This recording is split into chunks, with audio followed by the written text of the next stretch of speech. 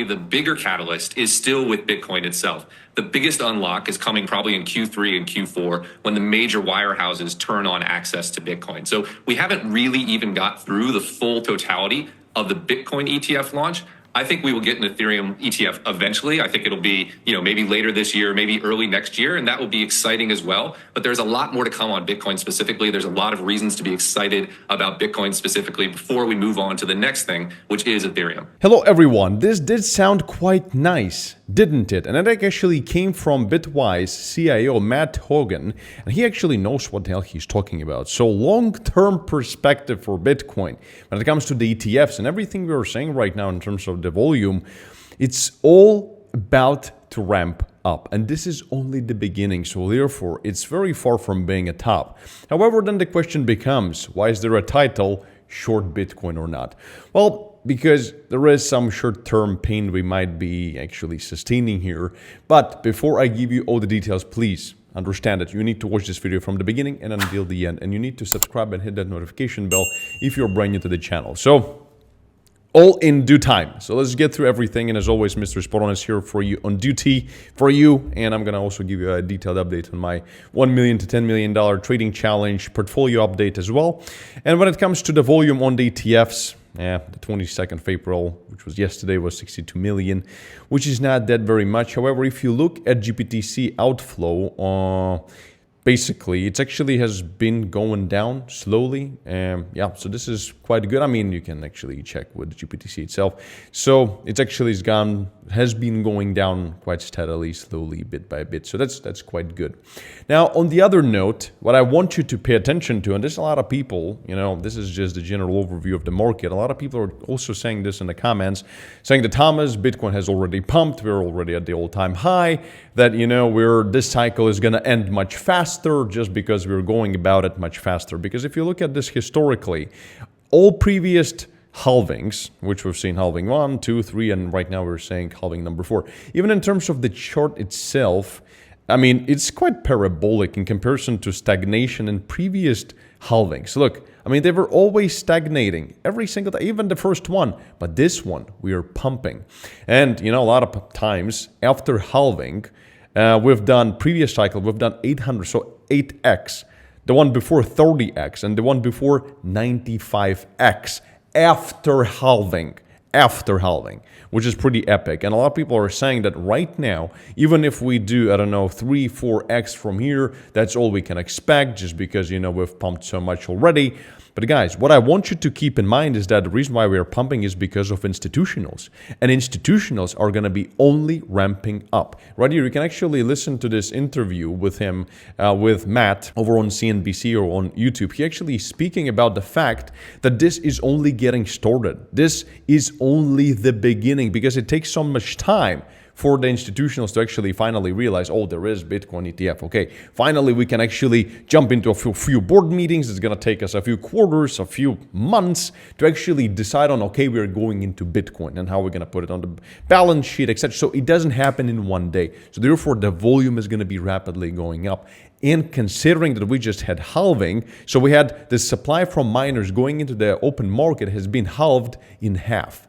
And usually this has led afterwards into big pumps, but we already have seen a big pump because of institutionals. That's why I think that this is rather showing us how crazy this cycle could be, and not the fact that the cycles are changing or whatever. Those could also be changing because of amount of money going in. Yeah, they could be a bit less volatile down the road, sure. But for now, this actually could be showing us a small teaser of what's to come, and what could be coming could be more monumental than most are expecting, just because of what we're seeing right now. So a lot of people are seeing this as a negative, but in my opinion, I'm seeing this as a very huge positive. Now, before I show you my portfolio and stuff, here is the map of liquidations. And if we just get to like 71,000, we're going to see $3.4 billion worth of Bitcoin shorts being liquidated. And if we get to like the all-time high, it's going to be like 4, 5, 6 billion. So therefore, this is something that is very interesting for the market makers to do. But before I get to the chart, let me show you the current situation on the portfolio, as I have always been showing you. So when it comes to my biggest Ethereum trade, I'm still, honestly, you're gonna hate me all you want, but I want to see a bigger drawdown. I want to build a bigger trade. I want to deploy the entire 1 million, because so far I've deployed maybe half of it. And like right now, this Ethereum trade, it's like 1.5 million, same thing, nothing changed. Small drawdown, small loss on it. I don't give a shit about it. What I care about is actually even going lower and seeing a bigger drawdown short term, but taking my orders, which are all the way down to 2,500 per Ethereum. Now, when it comes to the actual challenge itself, then here let's have a look at spot. And this is what, I wanted to show you, that nothing has changed. Apex, ETH, DGB, Starknet, TIA, SA, Arbitra, Meme, 1inch, DYM, Trust Wallet, Say, Phil, all of them the same. Some of them are at some loss, yeah, for sure. Some of them, like Grape, did not do well at all, but we cannot guess all of them. But a lot of these we actually have taken huge profits on, and we've done exceptionally well. So some of them are currently in some drawdowns, but I keep accumulating, and that's the point of it, of the challenge, because you need to be positioned in something that is high risk to actually return 10 million by the end of the year. So therefore, right now we're sitting at a loss of like 88K. So whatever, I don't really care. Like honestly, even if we lose 500,000 in at some point, or 600,000, but it allows me to create huge trades that will be feeding into this right here that I've just explained, into this, and into what Matt has explained, that we are yet to see the craziness. And he said the Ethereum ETF will be around the corner as well, because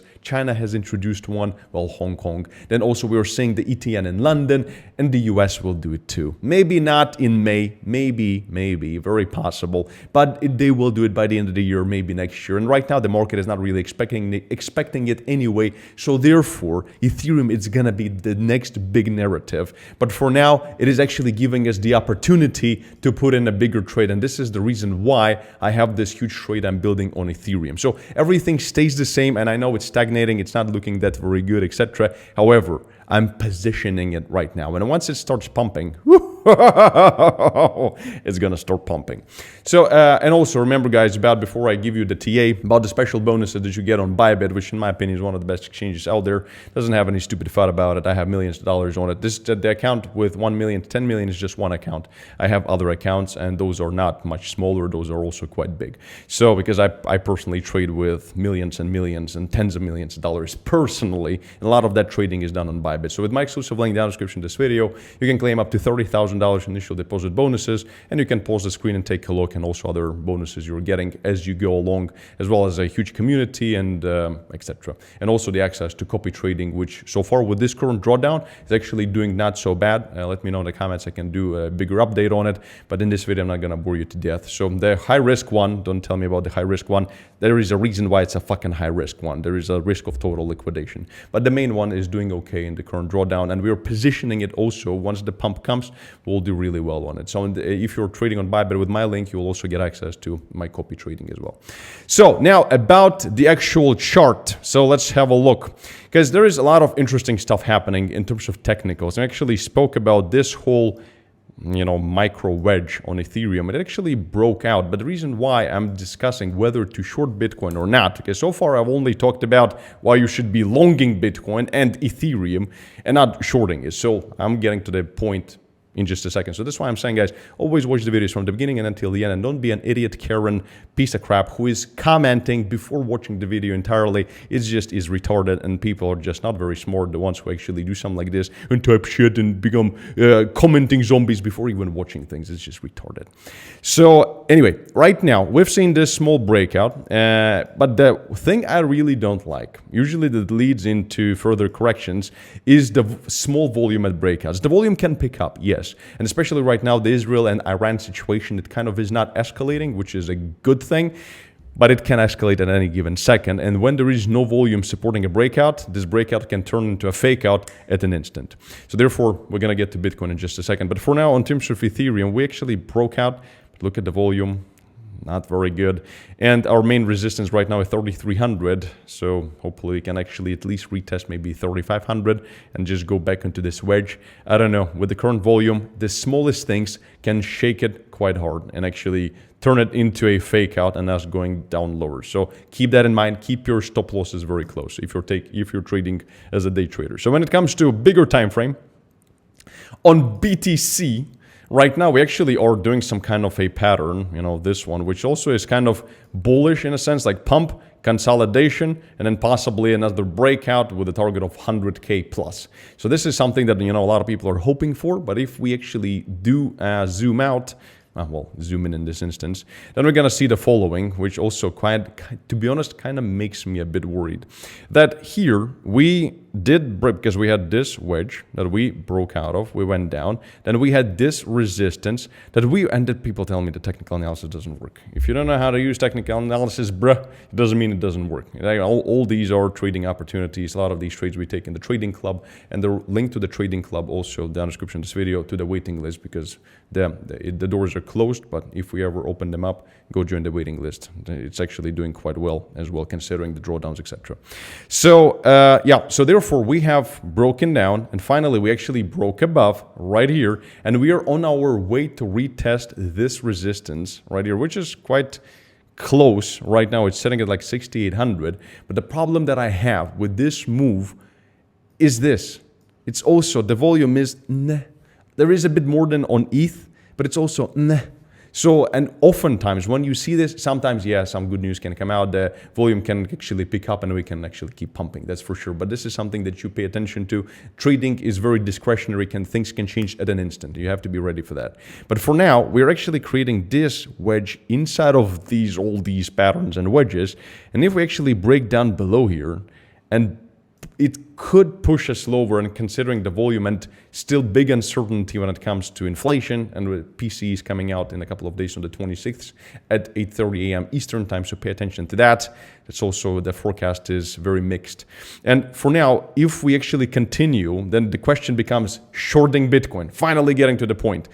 If you want to short it, and it actually kind of could make sense, I personally will not do it. But if you want to do it, then, considering the volume, if we do have another push higher to, let's say, 68.2, in this vicinity, just a quick technical short could be a nice, beautiful entry with a stop above 69K and the target being like 63. So this could be a very nice technical quick short that you can take a move from here to here with proper risk and money management, but be very careful, because if the pump comes, then you're gonna get stopped out. So therefore, your stop loss has to be above a level for just like everybody else at like 69K, and that's about it. But as for me, I'm not gonna be taking it. I'm just taking bigger trades, and I'm looking at it from a bigger perspective. And for now, I still see this area of 52 to 58 in the cards, just because of volume and the market kind of already trying to decide where to go next.